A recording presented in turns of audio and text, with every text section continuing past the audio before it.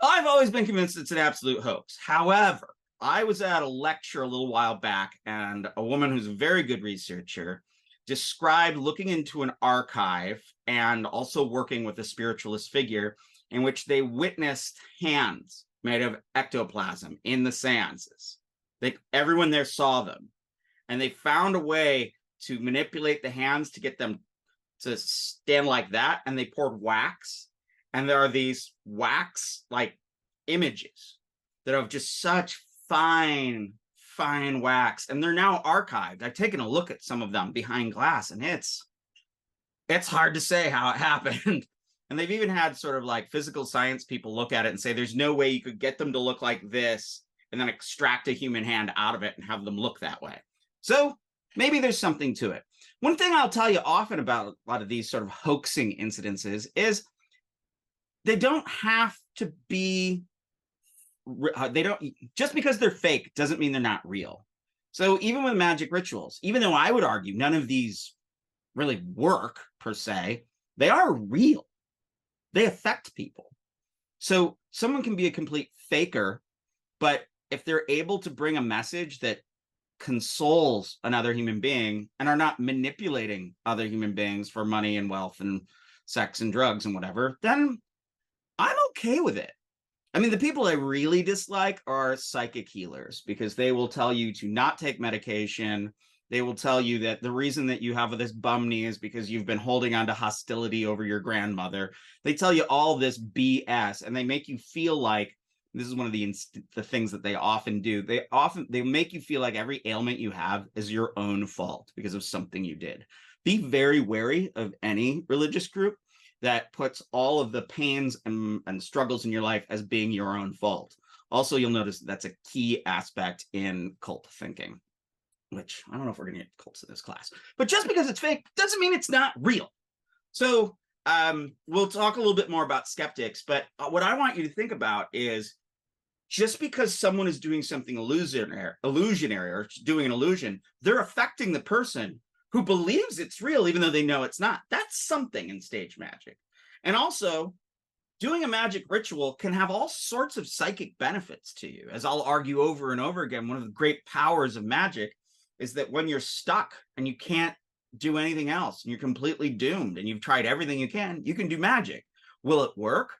I don't know. Probably not. But what will it do? It'll relieve the pain of inertia and helplessness, which is an idea I've been thinking about a lot over the years.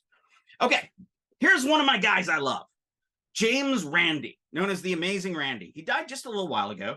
He calls himself an honest liar. He was this incredibly skilled stage magician who also really, really, really hated people who would pretend their magic is real, and especially people who tried to use their psychic powers to bilk people out of money. So James Randi called himself an honest liar. He said the magician is the most honest of liars. He comes forward and he lies to you, and he tells you he's going to lie to you, and then he does it. When he says, I'm going to cut this lady in half, and he cuts the lady in half, he's lying. There's an illusion there. He's an honest liar. What he was really against in his life are real liars. He set up the $1 million paranormal challenge. James Randi put $1 million from his educational foundation, and he was a very successful magician and a very famous writer, and he's a heck of an interesting guy. And he put out $1 million to anyone that could come forward and prove psychic or paranormal abilities that could be tested and verified as real. And a few people came forth, and he always debunked them. He actually trained a number of young magicians to go out and prove that psychic folks were hoaxes, because they could do the exact same thing that these supposed psychic people were doing, but they could do them without the trappings of being psychic.